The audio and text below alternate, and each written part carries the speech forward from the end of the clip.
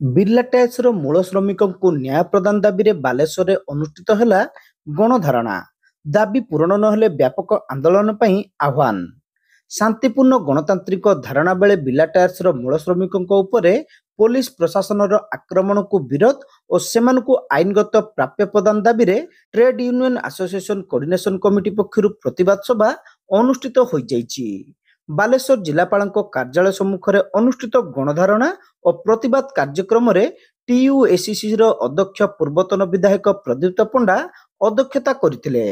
ପୂର୍ବତନ ଶ୍ରମମନ୍ତ୍ରୀ ପ୍ରଫୁଲ୍ଲ ସାମଲ, ପୂର୍ବତନ ବିଧାୟକ ସୁଦର୍ଶନ ଜେନା ଓ ସୁଧାଂଶୁ ଶେଖର ପରିଡ଼ା, ପୂର୍ବତନ ନଗରପାଳ ତପନ ଚକ୍ରବର୍ତ୍ତୀ, ଜିଲ୍ଲା ପରିଷଦ ସଭାପତି ନାରାୟଣ ପ୍ରଧାନ, ରେମୁଣା ବ୍ଲକ ଅଧ୍ୟକ୍ଷ ରାଜେନ୍ଦ୍ର ରାଉତ, ଯୁବନେତା ବିକ୍ରମ ପଣ୍ଡା, ଭିଟାମାଟି ବଞ୍ଚାଓ ଆନ୍ଦୋଳନର ନେତା ଅରୁଣ ଜେନା, ଫ୍ୟୁଚର ବାଲେଶ୍ୱର ମୁଖ୍ୟ ଆଇନଜୀବୀ ବିଜୟ ପାଣିଗ୍ରାହୀ, ଆମ୍ବେଦକର ବିକାଶ ପରିଷଦ ସଭାପତି ସୁଦର୍ଶନ ଜେନା, ବରିଷ୍ଠ ନାଗରିକ ମଞ୍ଚ ଜିଲ୍ଲା ସମ୍ପାଦକ ଦାମୋଦର ନାୟକ, ସିଭିଲ ସୋସାଇଟି ସଭାପତି ଅନ୍ତର୍ଯାମୀ ପ୍ରଧାନ, ଓକିଲ ସଂଘର ପୂର୍ବତନ ସଭାପତି ମନୋଜ ନାୟକ, କଂଗ୍ରେସ ନେତ୍ରୀ ଅର୍ଚ୍ଚନା ନନ୍ଦୀ,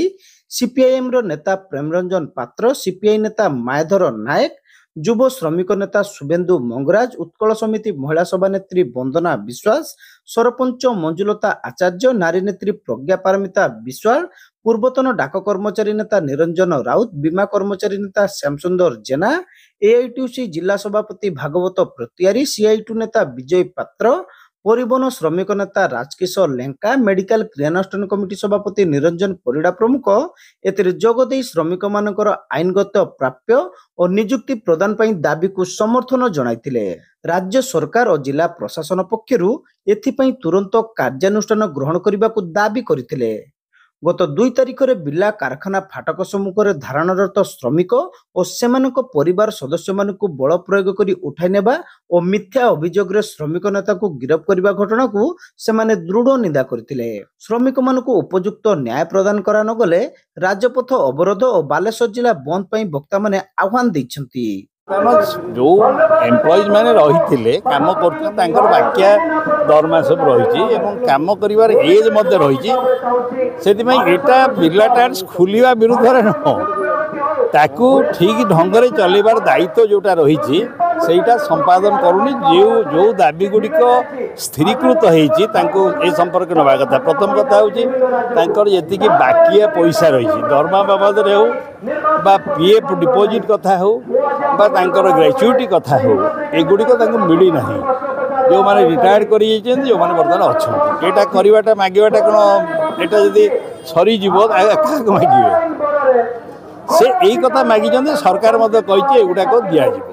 द्वितीय कथा हूँ जो मैंने 50 वर्ष 58 वर्ष तलू जो मान वयस अच्छी से एम्प्लॉयमेंट दवाई यहाँ किसी खराब कथा नुह एवं अधिक से ह्यूमानली होती ठीक अच्छे 50 वर्ष तलू नवा आमको नहीं जाओ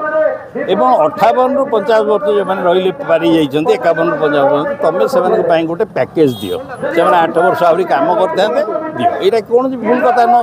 ये लोग तो ये कम करुले ना। सबुठ थर्ड कथा हूँ से जोटा कथाटा जे ये कथाटा को दायित्व दिखाई क्या ना कलेक्टर सी सागर नेगोशिएट करेंगे नोडल अफिसर सी यदि कौन कथा आम जानू सी गोटे पब्लिकली कहतु कौन करमर जोटा कथबार्ता हुए कौन सी अथॉरिटी सांगे रिगार्डिंग एम्प्लॉइज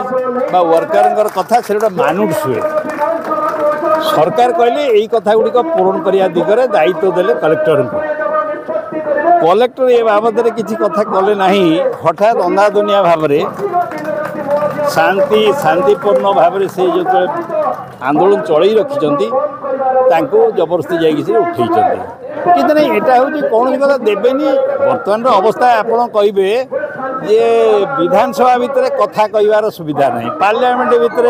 आपर हाउस तले हाउस लोक कथा कही पारती एथर आभिमुख्य कौन जापर ना ना विगत दिन सेमती नाला ना तो ये दाबी गुड़िक ये आईन गुड़िक ही न था आप जानवा दरकार ये आईनटा पूरापूरी भाव में स्वाधीनता पर ये 44 जाक आईन होती आपण मत कहतु ये सरकार जो 14 वर्ष है 14 मसीह गला 11 वर्ष है कौ आईनटा से वर्कर बरं जिते सुविधा नहीं कि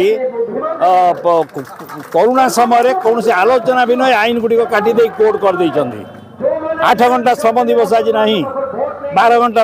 जुक्ति चली आप कहते कौन ना दाबी हूँ एकमात्र दाबी ये दाबी आम यहाँ खाली ये नुह आज प्रतीक आम कहीदे जाऊँ दायीपत्र दौचु कलेक्टर मानने कलेक्टर जरिया चीफ मिनिस्टर को आगामी दिन में आंदोलन हम से तो कहवा न दरकार आगे एगुड़ा मानि जा दरकार आम कौन खोलिया को मना कर आगे न कले से कौन करेंगे आप कौ फैक्ट्री बिना कथा कहते ना ये तो कहता ये कथा टीयूएसीसी उपाध्यक्ष शांतनु दास विभिन्न दाबी संपर्क में घटनास्थल में आलोचना करथिबा बेले साधारण संपादक गौरांग पाणिग्राही समस्त वर्गर जनसाधारण एही शांतिपूर्ण आंदोलन में जोग देइतिबारु स्वागत जणाइतिले। एआईटीसी जिला संपादक श्यामसुंदर जेना शेष समस्त को धन्यवाद देइतिले।